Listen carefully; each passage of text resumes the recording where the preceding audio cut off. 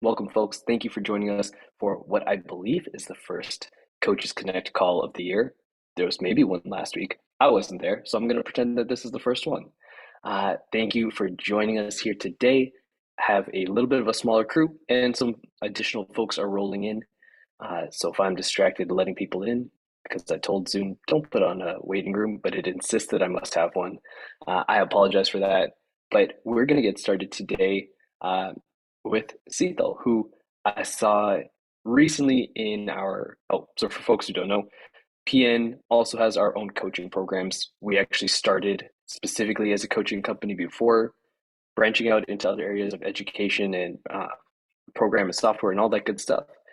Uh, and our coaching programs normally kick off in January and July with our big group coaching. So we had the opportunity to meet a whole bunch of people who were interested in PN coaching. They came out to our meet and greet uh, earlier in the week, and I saw a familiar name there, and it was Seethal.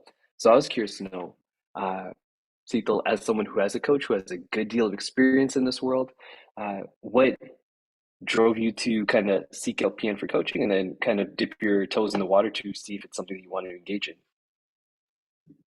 Yeah, I think the more that I have been coaching, I get to realize that coaches need coaches. Like, I think that's something which has been going a lot in my head. And the main help that I need right now is with regards to doing the right exercises and not injuring myself. Like, there have been certain hit and miss lately where I either sprain my shoulder or sprain my neck, or and I want to be really careful when I'm doing that.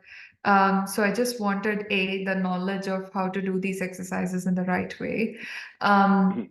and B was even as a coach. I know that you guys are like the best in business, right? Like, so I want to know how you would deal with a problem that I put in from my personal Mhm. life, and how you are navigating that problem and how you are navigating to find the solutions for that particular issue. So I just wanted to see how you guys operate so that, I can take some notes and um, put it forward to my clients as well. So that was my main reason. Fair enough. Yeah, I mean, uh, as we often say in these calls, and you aptly said it yourself, coaches need coaches. Coaches benefit from interacting with other coaches. Hopefully, this environment is one of those places that yield some of that benefit. Uh, and then, yeah, being able to kind of peer behind the curtains for someone who's doing kind of what you want to do, potentially at PN scale. But I believe right now you're running more one-on-one based coaching. Yes. Yeah. Cool. Yeah, so being able to see someone who's like a little bit further down the tracks is often quite useful for seeing kind of what their systems and structures look like, but also how do they communicate uh, one-on-one is also incredibly valuable. Mhm. Uh, to that end, based on what you're sharing here, I may sound blasphemous, but I don't know if group coaching would be the thing for you. Right. So we also started offering some one-on-one coaching. It's still kind of like in its infancy, but working with, as I mentioned, kind of like someone who's a little bit further down the tracks from you, there should probably be a strong deal of overlap between like what is it that they're offering and then what is it that you also want to offer but you require in this moment. So it's like clarity in terms of, is this more about specifically me getting better at exercise patterns?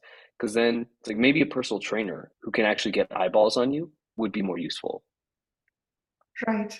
Right. And Yeah. honestly, I also feel that the more that I have learned, is that if you don't know something, you don't know it, right? Like Right. before I went into life coaching, like I did life coaching with somebody, and I was like, what am I even going to learn through life coaching? Mhm. And it just changed my life entirely.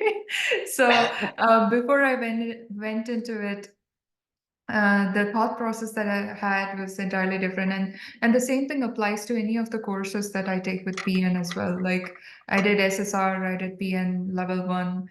Every time I'm learning something which I had no freaking idea about. So Mhm. so I was also curious from that perspective. Yeah, I mean, on that level, I think group coaching can certainly offer a lot. Uh, when folks are curious about it and I'm telling them a little bit more detail, one of the things that stands out to me the most in group coaching, and you may have heard me say this in our live session the other day, was uh, how PN coaching, it always seems like the right lesson or right resource pops its head up at the right time. So as I was going through the program the first time myself, uh, there would be moments of like self-doubt or kind of being stuck in that wonder and worry cycle. And then there's a lesson that popped up and I was like, oh, this is actually what I needed to hear today. And it had like a really uncanny ability to do that for me, and also shaped a lot of my own views on nutrition coaching and what high level coaching would look like. And it's evolved since that time, but I think it does offer some really solid foundations. So, yeah, there's likely value there. I would look in a little bit more in terms of like, is this best fit for you right now? And as you've said, it may not be the thing for you right now anyway. So that kind of eliminates uh, any time related pressure that you might be feeling. Uh, and yeah, does it also offer kind of like a professional blueprint for you to follow? So that might not be a great fit, but one-on-one coaching may be something that you want to consider working with us in the future if ingraining those kind of PN coaching skills and those systems and structures.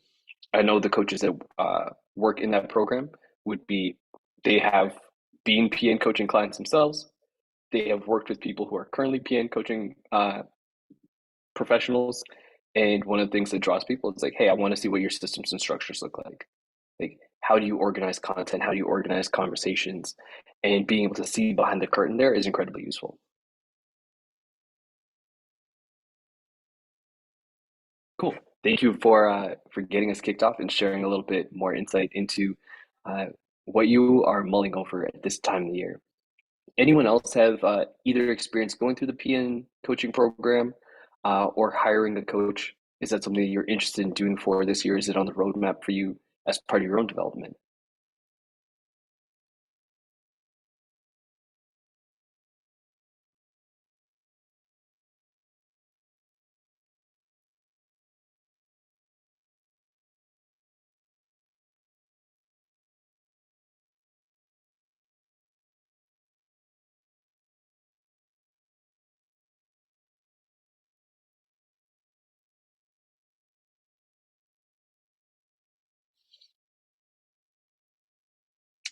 Angel, what about you? You're my only other person on camera for today. Not at this time. Actually, I'm new to certified personal training. I'm NASM certified Mhm. personal trainer and CNC. I'm actually going through the SSR 3PN right now course. I'm actually kind of going through my own transformation as I'm doing Mhm. as I was doing it. I had my own trainer at one time, and when they quit, I just kind of like took it over myself and just learned how to do it for myself. And I'm still working on that. I'll Mhm. work with older clients and stuff. And I've thought about maybe getting another, reaching out and doing some one-on-one coaching with somebody and have them kind of coach me through it. To see that, I just have not taken that next step yet.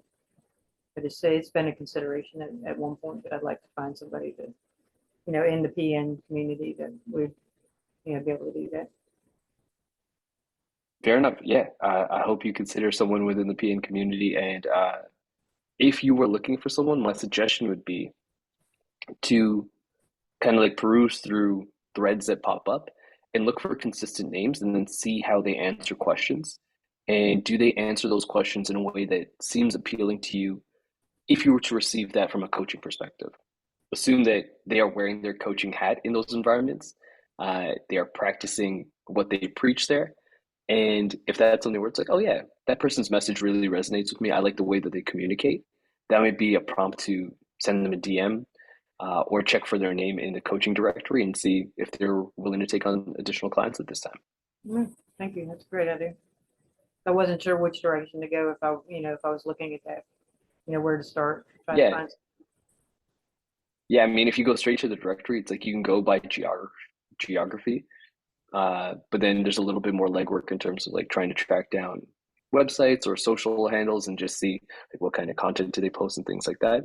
But you can see what do people or how do they operate in a group of their peers, And especially if you are looking for a little bit more of the mentorship side of that relationship as well, you can Right. already see how they communicate when people ask pretty regular questions like, how do I run this session? How do I price things? How do I create content? If they're answering those questions regularly, then maybe they'll be able to help you do the same in a more private setting. Great. Thank you. No worries.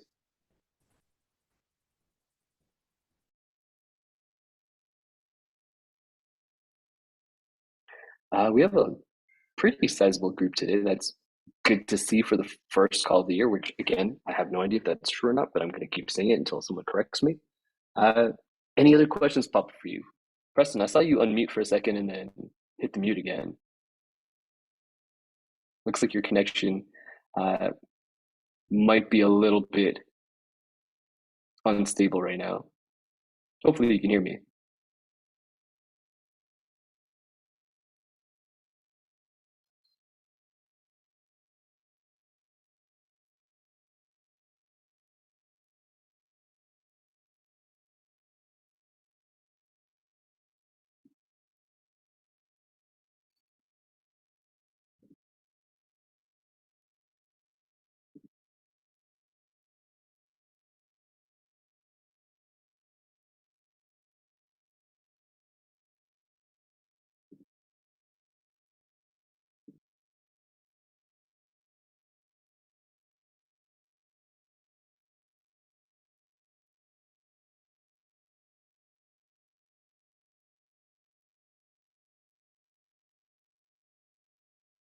What do you got, Sito?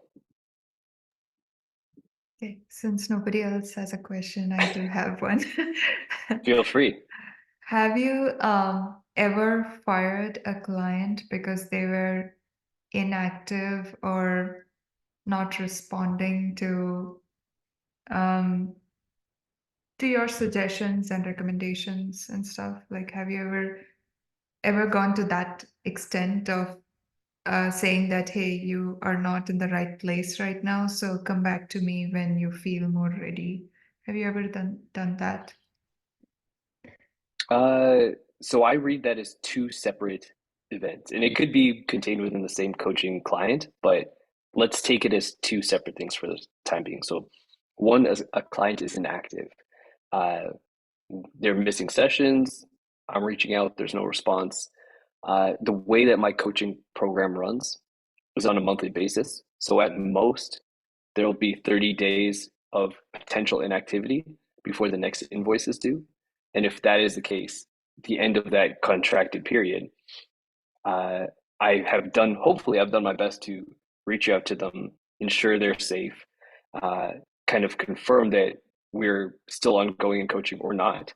Uh, and then when that time period runs out, I'll send one final message. Hey, I hope all is well. I haven't heard from you in a little bit. If right now is not the right time for you to engage in coaching, that's okay. Just know that my door is open. And then that's where the coaching period ends. I'm not going to intentionally like fire them or let them go or stop reaching out because they've paid me for that time. Whether they use that time or not, I can't be held responsible for that. So my obligation ends at the end of that contractual period. If I want to continue to reach out, I can until they've explicitly told me, hey, stop trying to talk to me. And then I will very respectfully do so.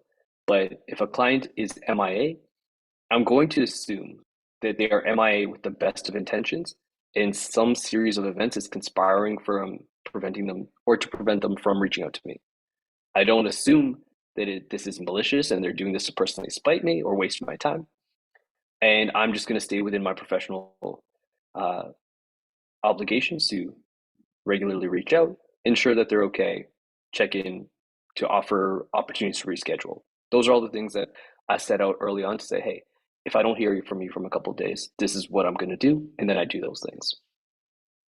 A client who is not taking or not being able to apply what we're talking about, I would refrain from saying like my suggestions because truly, if I'm doing the things that I believe I should be doing as a coach, I'm just providing opportunities for them to be like, hey, what do you want to do? And then they're telling me the things that they're going to do, and then we'll go from there.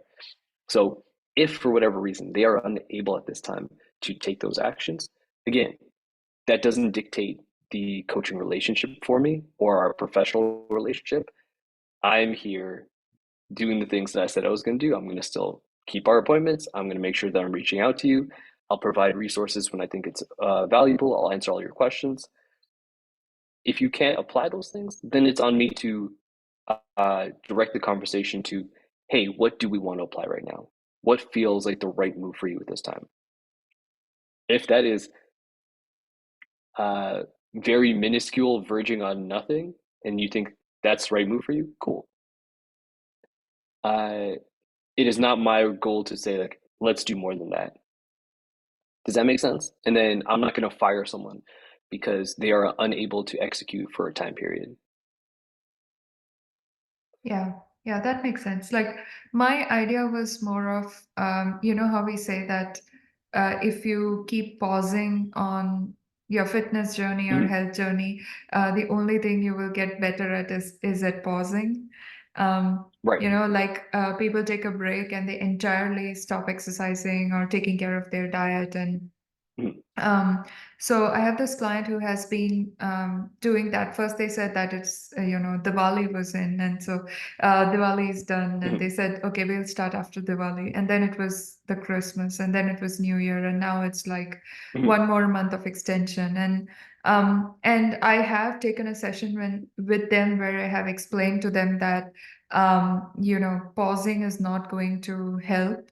At least if you do 5 to 10 minutes of movements, anything Mhm. that you like is going to help you. But that's kind of not going in. Um, Right. and I know that they are in an environment right now which is highly, for lack of a better term, not conducive to them focusing on themselves. You know, Mhm. so should I just patiently wait till they are ready to reach back to me and then just start then? Uh, what is the nature of your relationship with them? Are they like, have they paid for your time already? Are they going like session to session? So I have beta clients. Oh, Yeah, so I have a different way of mhm. doing my coaching right now. Like I've not set up my business yet. So these are all Gotcha. like friends and friends of friends kind of a Okay. system. So yeah. Yeah, so that might code things a little bit in terms of like they are maybe less aware of kind of like what the nature of the relationship is. It sounds Mhm. kind of like do they reach out to you on a regular basis or is it kind of like schedule ad hoc? Regular basis. So we have one session per week. And Okay, then it's cool. very professional. Like Mhm. the relationship that we have is quite professional, although there is no like monetary stuff happening right now. Gotcha, Um, gotcha. yeah. Okay. Uh, yeah, so it sounds like this person is in a space where the idea of pausing is really appealing to them, and they're like, once I get through X, Y, and Z. Uh, Mhm. it reminds me of a meme that I saw not too long ago where it's like adulthood is just getting through one more week and one more week and one more week until you're dead. Uh, so in that regard, it's like if I were to say or encourage them to discontinue coaching at this time, it kind of seems like I'm the one who is then encouraging them to pause. Yeah. So I probably wouldn't take that route.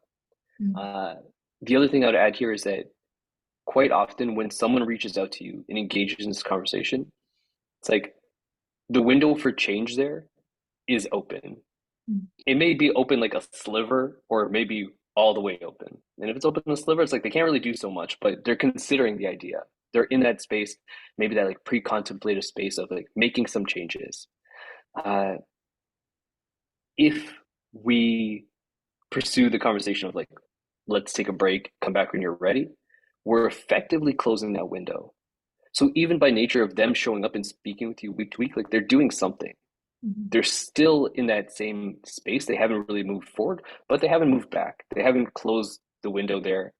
They're still open to the concept of making change. Mhm.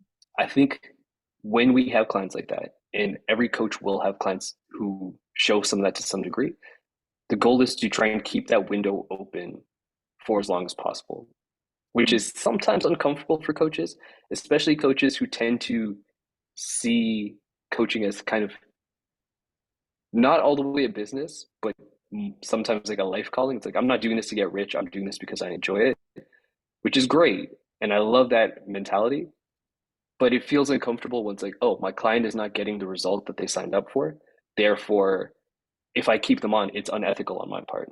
Mm. And I would push back that keeping them on and having those conversations, you are doing everything you signed up to. Whether that client is utilizing that information to make regular changes in their life, that is never in our hands. So if that's not in play and that doesn't dictate who I work with, then there's no reason for me to discontinue working with this person. Right. I think my issue with such clients is they come back with the same complaints.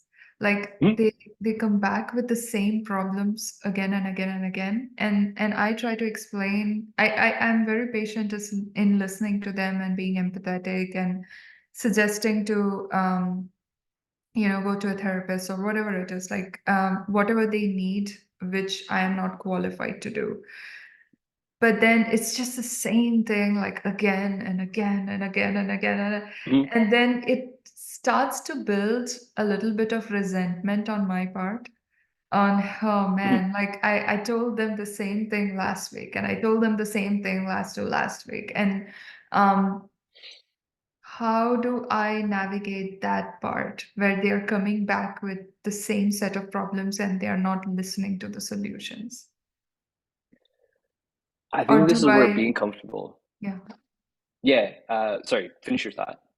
Or do I just be present until that goes away? Yeah, I think there at the end, you got your own answer, which Yeah. is it's like it is if there is a pathway forward, it's like it's not my job to kind of like bushwhack and keep creating new pathways forward. It's like it's not the pathway that is at fault here. It's just like you're just not ready to take a step, and that's okay. Uh, if you have the same questions, I will likely give you variations of the same answer. It's no real additional effort on my part.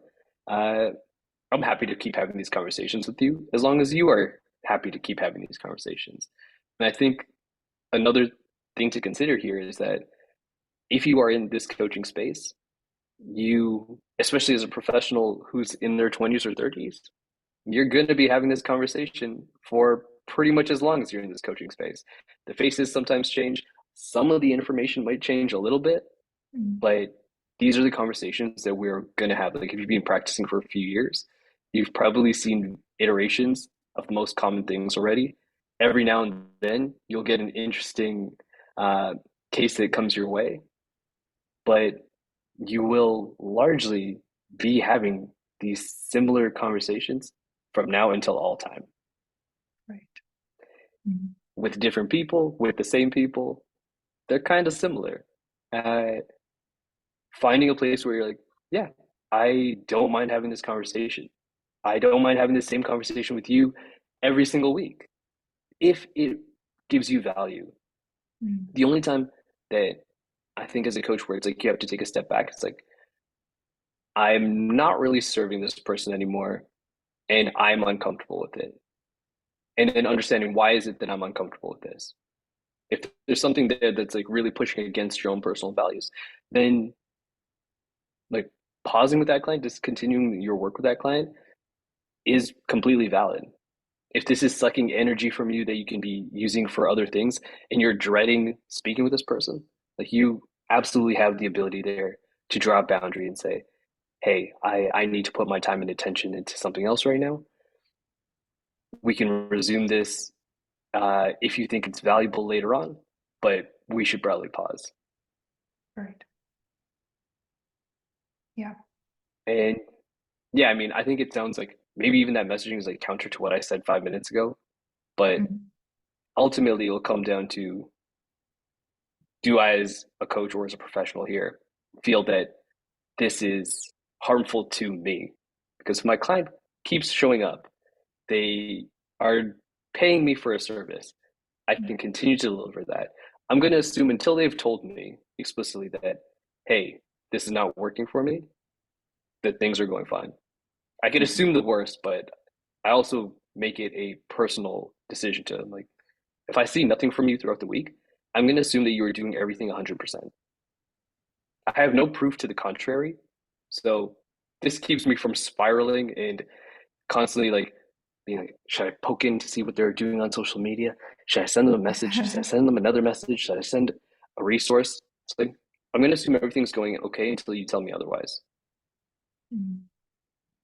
Yeah, I think what happens is I give them an overload of resources probably because one of the resource isn't working, and then I give them another resource and then another resource, like every week, not just like Mhm.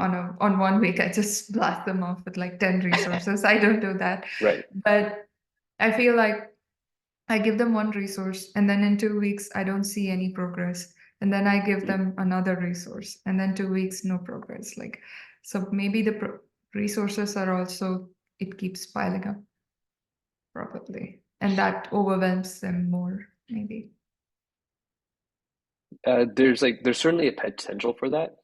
I think part of it is the expectation that we set when we send the resource. Like I tend to try and frame it in value in language that says, "Hey, here's this thing. This is how it relates to what we were talking about." Uh, as clearly as possible, I wanted to define like what specifically. Like I might just like take a screenshot of a paragraph and be like, "This is what's important here. Uh, here's the whole resource if you want to check it out." But there's no expectation that they have to complete the resource. Mm. If that is an expectation and it's one that's like they're not meeting it and it's preventing you from doing the work that you need to do with them, then that may be grounds for like, hey, I can't operate like this. Therefore, I can't work with you as a client anymore. Right. And yeah, if that's not happening, then you get to ask the question of like, how do we work together if you are not kind of like maintaining the norms that we have established? Chris, give your hand up. Hi. Only if this is not related to that, so I don't know. Sorry, I don't have any advice for that, but I for when the time came, I had a question. We'll pause for 1 second. So Okay. I just want to open up to other coaches here, either folks who are listening, anyone could pop on video. Any feedback here, anything that you would agree with, anything you disagree with, let us know. Sandra, you have your hand up. Chris, I'll come back to you. Okay, hi. So I would like to ask you, what is the positive outcome of you going through like this process with them? Like, what have you learned from this? Is this a question for me or is this a question for Sita? Oh, sorry, it's a question for Sita. Oh, that's such a good question.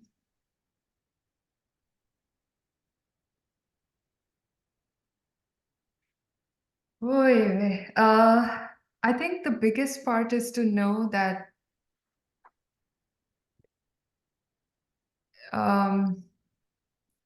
the biggest thing that I have learned is there is going to be a moment where activities are going to pause for certain people at a certain time. And no matter what you do, until they have that inner spark where they want to shift something, it's not going to shift. And I might be wrong here, but that's what I have learned from my 2 clients that are going through this right now. Okay, thank you. Yeah. I just popped the question, just to try to focus on the positive thing of this, probably because as you said, you are creating the business. So maybe in this level, it is important to gather as much information as we can. So the valuable lesson, for example, from all this, like the person that is, like doing the same stuff, and so it will be for you what you just said, and that will be, like the information that you can gather. Okay, from this thing that happened with this client, I learned this.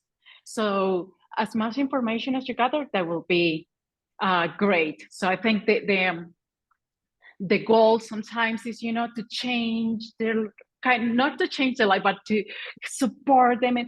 But sometimes we are just learning, and that is what is more valuable. That will be my opinion about the topic you proposed. Thank you. Yeah, thanks, Sandra. Yeah, that is a great perspective to take here. One, because you will certainly encounter clients like this again in the future. There are going to be folks who either want to pause or who seem to spin their wheels, and things that come to us that are like, oh, this is obviously apparent what you need to do here, may seem highly, there's like a much higher barrier to entry for that person. So asking the questions here and potentially putting in some policies in place in the future.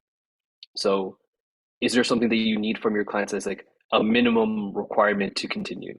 So beyond payment, this is what I need to see from you so that we know that we're both using our time effectively. That is something that you as a business operator get to decide if you want to create that.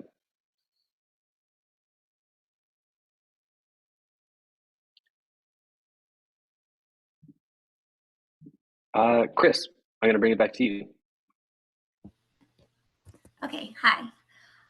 Okay, so even though I completed my PN1 a while back, and some things have really gotten me off track, but I'm getting started now. I have my LLC, I'm getting the business stuff in place, and so it's starting to roll. So what my question is when I was finishing up the course, I did CAR in 6-hour syllabus, thinking I had an idea. And the more that evolved, it evolved into like, oh, this would actually be a really good group coaching workshop kind of mix. So I'm looking to put that out there next month. I've got modules, recording, doing all the thing. But my question is, in a group coaching, what I was a teacher for 18 years, and I keep defaulting back to teacher versus coach in this scenario versus how I know it would be on a one-on-one with motivational interviewing and all. But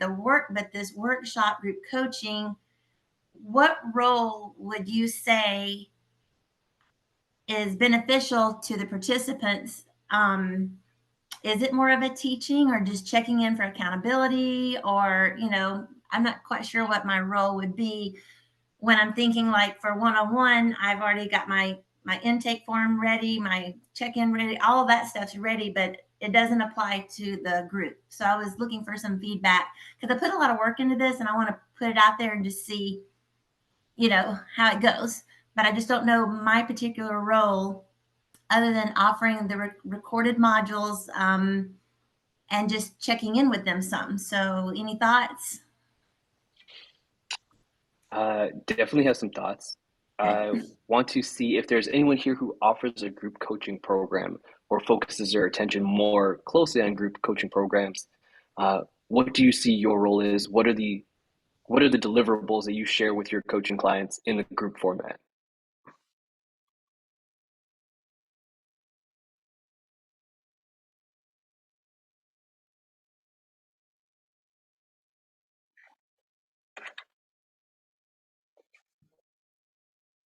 So I'm happy to share my experience so far, but feel free, if anyone is listening to this one, feel free to pop it in the chat if you're unable to come on camera for today. So I will say that in the group format that I run, which is PNC coaching, we still have an intake form.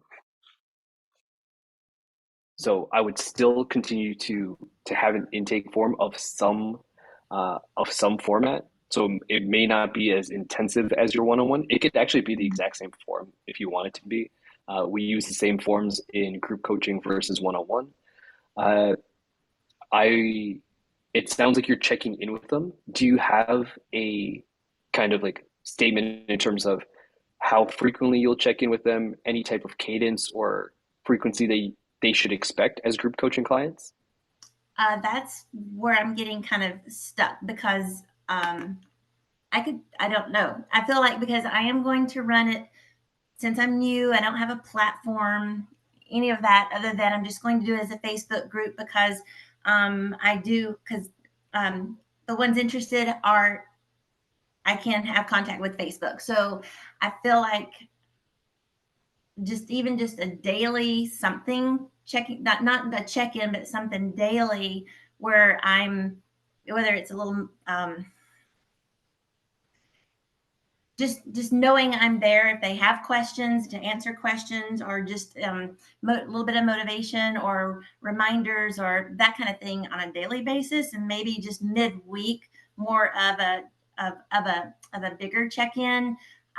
That's where I'm getting stuck, because I could see me, especially since it's my first one, giving a lot and just really pouring myself into this, which is fine. It's I'll get a lot of feedback just from doing it and seeing how it goes. But that's the part I keep getting stuck on. The modules I'm creating, or the videos I'm creating, they're pre-recorded so that because it's teachers who I'm working with, so I want it to be the lowest hanging fruit so that they can watch it when a video on here's a strategy or here's a strategy, and helping them decide which one works best for them. So those will be dropped in each week, but it's me showing up outside of anything that's recorded.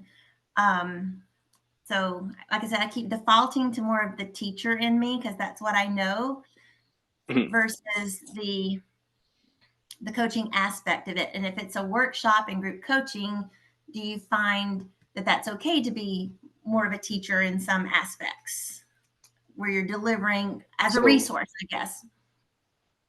Gotcha. So if I'm understanding you correctly, and feel free to correct me if I'm wrong, you see a differentiation between teacher and coach. Teacher more defaulting to delivering education. Coach, what does coach do? So the coach would be really helping them asking questions where they're starting to gain some autonomy and kind of reach some conclusions based on their lifestyle and their needs that week, or it's more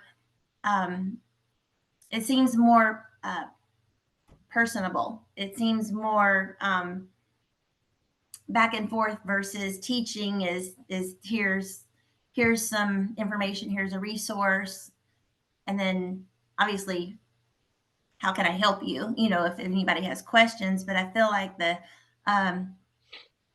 coaching brings them in more as part of the process versus just receiving something. Gotcha. So it sounds like you have more of the teacher elements like locked in, which makes sense given your experience. They'll receive a weekly video, they'll receive some resources in between, perhaps. The things that it sounds like you need more structure on would be the communication side between you and the clients, in determining what platform are you going to use for this, because it doesn't sound like there's a lot of clarity there. What medium will you use? Is this going to be text-based and it will be like a conversation thread between individual clients?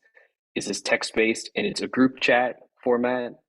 Is this video-based or audio-based? It's going to be a private Facebook group, just to get me going with something, to get some experience. And Gotcha. It's the lowest hanging fruit for me.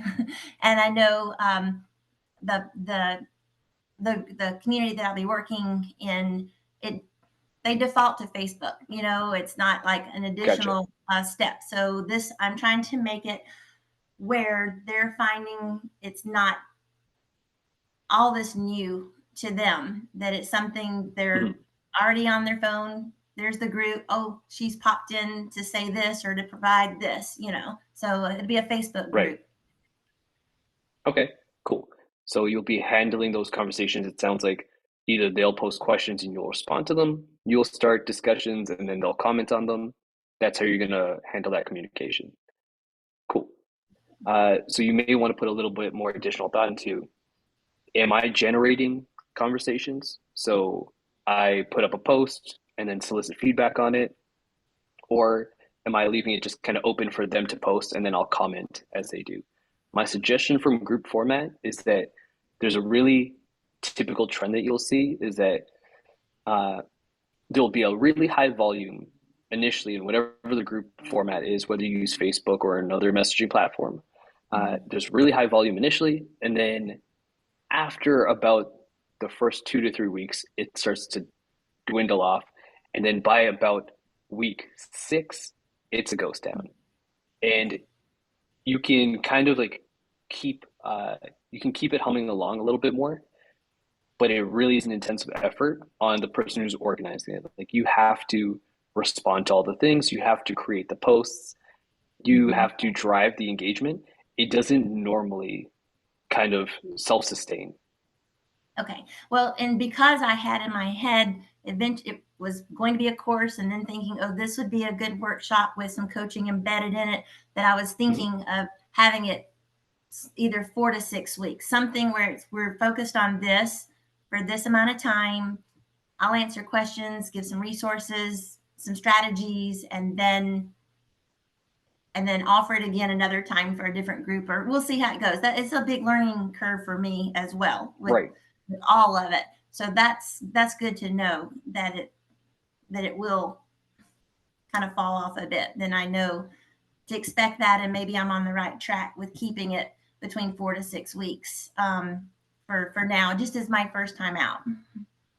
Right. It sounds like from the coaching element side of things, as Cethel pointed out, it sounds like you're facilitating introspection. So starting discussions is certainly part of that. Answering their comments and responding to their comments in the Facebook community sounds like that is part of your role as coach.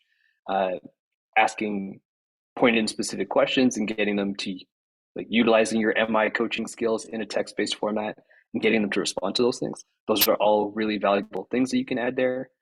It doesn't sound like you have a lot of like one-on-one conversation or like video chat that you're offering in this course. No, that's where I'm trying to decide.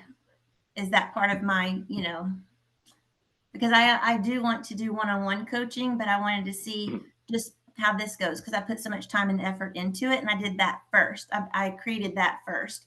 So, right. So yeah. Gotcha. What was your question again? I mean, I don't remember what you asked me. my question was, it doesn't sound like you're super keen on offering a lot of like video or group chat opportunities that are not text-based. Right. Everything would just be in the comments section, or if they did have a question, they felt more comfortable messaging me, and then that would be fine. Messaging private. Yeah. Okay. Okay. All right. Yeah, I mean, in terms of like being stuck or a sticking point, it's like there's really no right or wrong. It's just, does this feel like in line with the service that I want to offer? Okay. And if that feels like, yeah, it's going to hit the mark for what I'm currently comfortable offering, then by all means, that sounds like the service that you've created kind of fleshes things out nicely. If you want to add more things to it, you obviously can. But the first step is going to be offering to folks, getting their feedback, like Sandra mentioned before, and then just seeing what you want to make changes on. Right. And I am looking at this as just, and I am putting it out there as a beta, yeah. I'm new at this. This is, so, yeah. Yeah. Okay, beta test really only just means that I expect there to be some things that are a little bit funky, and I appreciate your patience for not getting mad at me. That's all really a beta test is. So whether or not you include that disclaimer is truly up to you. But it also may mean that you want to let folks know that, hey, I'm looking for specifically your feedback. So as you're going through this, having some questions that you can send them either at the end of the session or at like a midway interval, whatever makes sense to you, as frequently as you want, really. It's your coaching program, to gather feedback and say, hey, like, what worked for you here, what didn't, and then see if there's any trends that pop up. Okay, I definitely want to do that. That's one reason why I have the workshop post for how to sign up and all, and I've got on there that it's a beta program. I'm looking, because I do want feedback and to see, was it too much, not enough, or just to get a feel for it. So okay, thank you. Gotcha. Angel, do you have any feedback for Chris? I do. Just coming from being in a group similar to that, just some feedback that I noticed. There's like 23 people in the group that I'm in.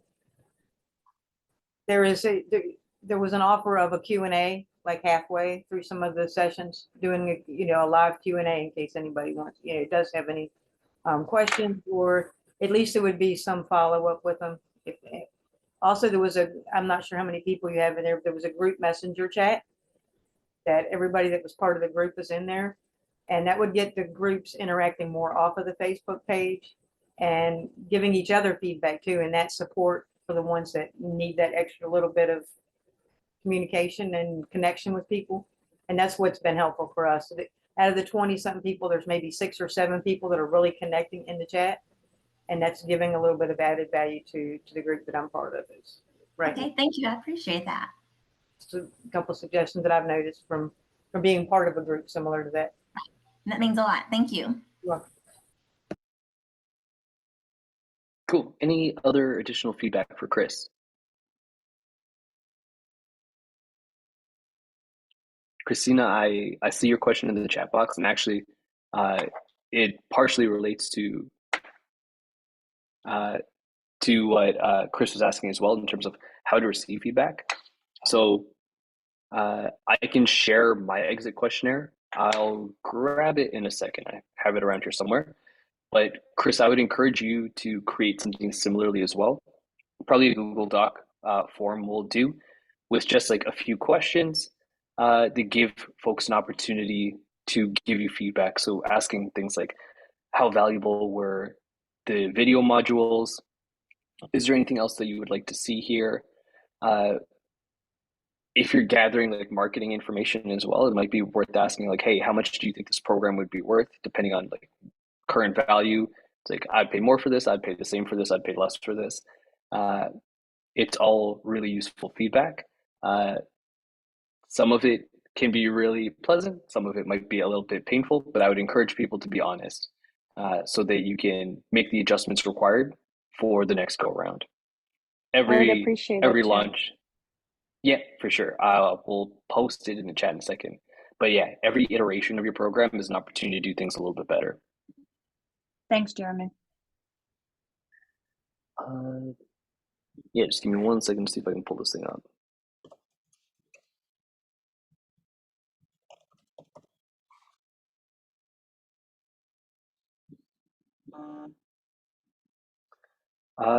While I am doing this, we have a few more minutes before we sign off for today. Any final questions or comments before we sign off? May I ask one more? Yeah, please.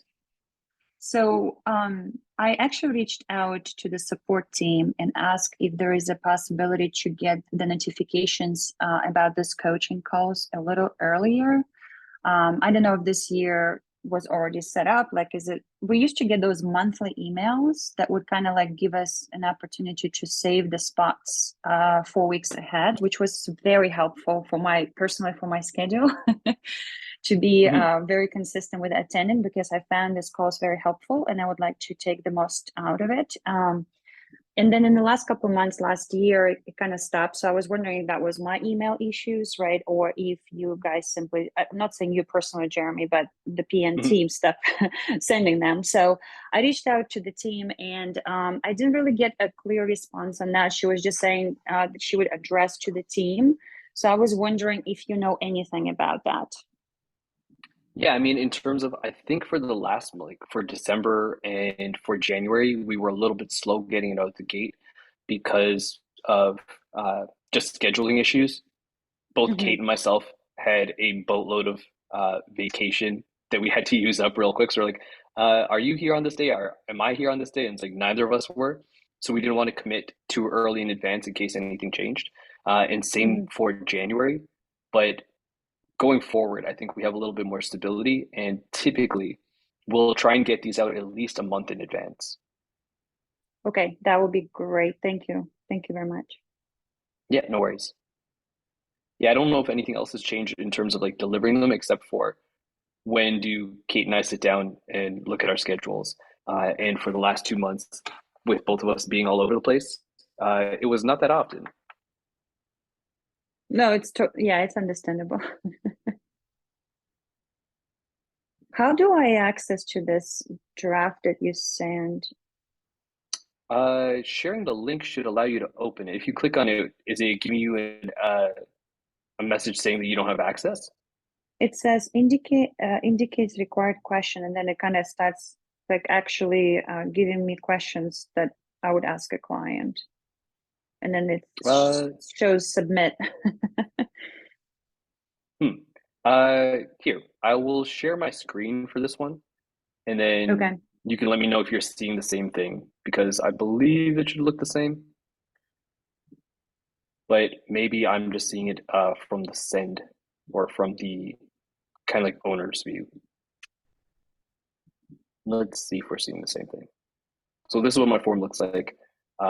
It's super basic. It is just a few questions. So is this what you were seeing? Correct. And it says like required fields that I need to fill up before accessing.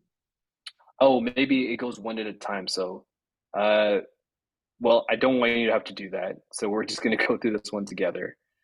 So Okay. I'm just asking for email address so that I can kind of track like who the person was. And then each question, I guess, yeah, they're all required. So you probably can't see the next question without putting in some form of response. But this is what I it see looks what like you're from mine. saying. Okay. Yeah. Yep. So I can just maybe take a screenshots and then I can just like make my own. Just Yeah, by gives all me an means. idea because it's hard to get Here, let me see if I can feedback. get the whole screen here. Yeah, I cannot make my screen smaller, but yeah, I mean, I don't think the questions are like super specific. They're just the only thing that I made sure to do is that I put things in language that sound like me and that my clients would be comfortable with. Right. Yeah. No, that's helpful. I appreciate that. Thank you, Jeremy. Cool, no worries. Do you have what you need here? Yes. Appreciate it. Cool. Okay. Yeah, I mean, I make it a point to try and get client feedback at the end of the journey. It's probably more valuable to do it during as well, especially if you're in more of an exploratory phase of like, hey, I'm still kind of getting my feet under me, not sure what's hitting, or not sure what maybe feels excessive or kind of like more for me than it is for you as a client. So finding out those things, streamlining your process is incredibly useful.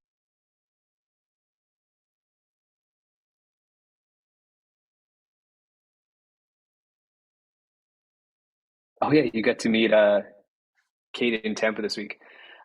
Hopefully she enjoyed that meetup and then you learned some cool things and you got a bone crunching hug. Yes, I learned a lot. It was nice to meet up with other locals that we had a lot to discuss because we have all this in common. So that was really nice. I learned a lot in the different directions that this certification can take you because everybody was doing it a little differently. So it was fun, and I got a hug. Yeah, I mean, I would strongly encourage folks to reach out to people within their region and organize these on your own because it is really interesting to see like the diversity of people who show up and just see like how are they integrating this stuff in their practice. And it gives you a lot of ideas like, oh, this is someone's real business, especially if you're just starting out. It's like, this is how they're doing things. I can learn a lot from them. You could potentially partner up with them. I work for PN now because I went to one of these meetups like almost 10 years ago. So yeah, you never know who you'll run into. And then hopefully our goal with whenever me and Kate or Kate and I facilitate one of these is that folks will continue to connect and collaborate in our absence. Cool. I will leave it here for today. Thank you all for sharing questions and sharing feedback with each other. And then I hope to see you again in the coming weeks. Thank Cheers, you. gang.